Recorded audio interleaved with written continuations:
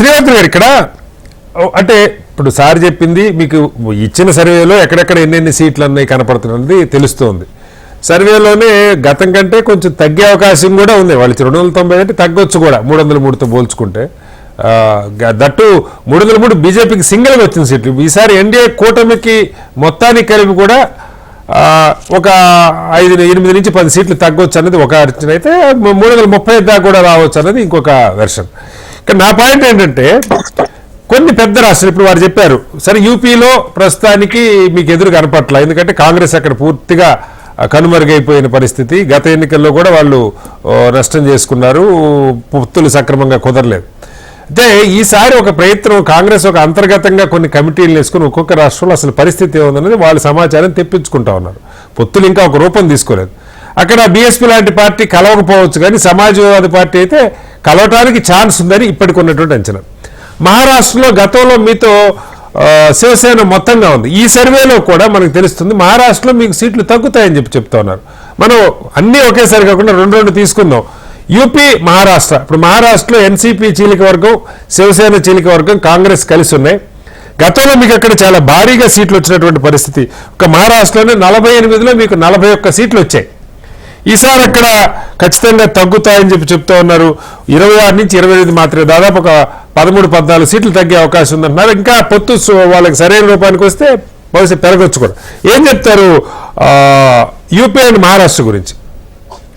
ఒకటండి, ఈ సర్వే ఏదైతే చెప్పిందో ఈపీ అండ్ సి ఓటర్స్, సరే వాళ్ళు చెప్పిన దాంట్లో 3వసారి నరేంద్ర మోడీ గారి ప్రభుత్వం వస్తుంది అనేది చాలా స్పష్టంగా చెప్పారు.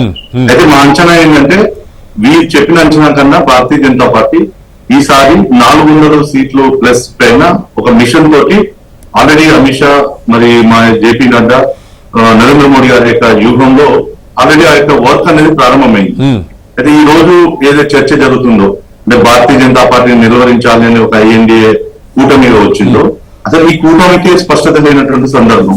అంటే మననే మీరు ఢిల్లీలో చూసినప్పుడు ఒకరు ప్రపోజల్ చేస్తే ఇంకా 2 అడిగిపోయినటువంటి సందర్భం ఉంది. సో ఇంకా దగ్గరకు వచ్చినప్పుడు ఏ విధంగా జరుగుతుంది రాజకీయాలు అనేది అది పక్కన పెడితే, ఇప్పుడు మీరు చెప్పినట్టుగా ఈ రోజు యూపీ, ఉత్తరప్రదేశ్ లో 80 సీట్లకు గాను మా అలయన్స్ తో మాకు ఉన్నది 64 సీట్లు. దాంట్లో మాకు 62 ఉన్నాయి, ప్లస్ 2 సీట్లు మా అలయన్స్ వాళ్ళకు ఉన్నాయి. సో ఇక్కడ మాకు ఇంకా స్కోప్ ఏంటంటే 16 సీట్లకు స్కోప్ ఉంది అక్కడ ఉన్న దాంట్లో యూపీలో ఎన్నికల్లో ఇంకా 16 సీట్లు మేము గెలుచుకునేటట్టు ఒక స్కోప్ ఉన్నటువంటి ప్లేస్ ఈ రోజు యూపీలో ఉంది మాకు. రెండోది మహారాష్ట్రకు వచ్చినప్పుడు అవుట్ ఆఫ్ ఏదైతే మనకు 41లో మేము 41 ఆ 41లో మేము 25 గెలిచాం ఏది గత ఎన్నికల్లో. మిగతా మా పార్ట్నర్ శివసేన గెలిచింది. ఇలా శివసేన పూర్తిగా కాంగ్రెస్ తో లేదు. శివసేనలో ఏదైతుందో మెజార్టీ ఈ రోజు షిండే వర్గంలో ఉంది. అదేవిధంగా ఈ రోజు ఏదైతే శరద్ పవార్ ఉన్నారో కేవలం శరద్ పవార్ వ్యక్తి వాళ్ళు మాత్రమే అక్కడ ఉన్నారు. మిగతాదంతా కూడా ఎన్డీఏ కుటుంబంతో ఉన్నటువంటి పరిస్థితి మహారాష్ట్ర విషయంలో. అయితే ఈ రెండిట్లో కూడా అంటే ఒకటి గుర్తుపెట్టుకోండి సార్, గత ఎన్నికల్లో 2019 ఎన్నికల్లో కాంగ్రెస్ పార్టీ మధ్యప్రదేశ్ లో, రాజస్థాన్ లో, అదేవిధంగా ఛత్తీస్గఢ్ లో వాళ్ళు ప్రభుత్వంలో ఉన్న భారతీయ జనతా పార్టీ మరి రాజస్థాన్ లో 26 సీట్లు వచ్చింది, 25 వచ్చింది. మధ్యప్రదేశ్ లో 28కి 1 తప్ప మాకే వచ్చింది. అదేవిధంగా హర్యానాలో 10-10 వచ్చింది, ఛత్తీస్గఢ్ లో వచ్చింది. అదేవిధంగా గుజరాత్ లో మేము 100%. నేను అదే ఉన్నాను కాదు శ్రీవర్ధన్ గారు, నా క్వశ్చన్ అదే. మీకు అత్యంత బలంగా ఉన్న 9 రాష్ట్రాల్లో UP, Madhya Pradesh, Chhattisgarh last time బాగా వచ్చిన రాష్ట్రాల్లో ఆల్రెడీ మీరు 90% సీట్లు మీవే. అక్కడ కొత్తగా పెరగడానికి వీళ్ళు అవకాశం తక్కువ, అంటే 1-2 పోతాయి కదా, పోకుండా ఉండవు కదా. ఆ సీట్లు మొత్తం కూడా దాదాపు 200 సీట్లు ఉన్నాయి అక్కడ. అవును సార్. అయితే మేము ఏమంటే 303కు మేము ఇప్పుడు 400 సీట్లకు రావాలి అనుకున్నప్పుడు మాకున్నటువంటి ఏదైతే ఉందో ఇంకా 197 సీట్లు పెరగాల్సిన ఒక లక్ష్యంతో పనిచేయాలి. సో దాంట్లో మేము తృణమూల్ కాంగ్రెస్ ఏదైతే ఉందో వెస్ట్ బెంగాల్ లో గత ఎన్నికల్లో కూడా మేము మంచి పర్ఫార్మెన్స్ చూసాము. అక్కడ పెరగడానికి ఒక స్కోప్ ఉంది. అదేవిధంగా సౌత్ లో ఏదైతే ఉందో మేము లాస్ట్ టైం కర్ణాటకలో 28కి 26 వచ్చాం. సో ఇప్పుడు మీ సి ఓటర్ సర్వేలో కూడా 24-25 చూపిస్తుంది. సో ఇక్కడ వస్తున్నదంతా కూడా గేమ్ తెలంగాణకు సంబంధించిన దాంట్లో 17లో కాంగ్రెస్ చూపిస్తా ఉన్నారు. సో ఇక్కడ తెలంగాణలో ప్రజెంట్ ఈ రోజు ఉన్నటువంటి సినారియాను బీఆర్ఎస్, కాంగ్రెస్ మధ్యలో ఉన్నట్టుగా కనిపిస్తుంది. కానీ ఇంకా వచ్చేటువంటి ఎన్నికల దగ్గరికి వచ్చే కొద్దీ తెలంగాణ విషయంలో కూడా కాంగ్రెస్ వర్సెస్ భారతీయ జనతా పార్టీ వస్తుంది. ఓకే.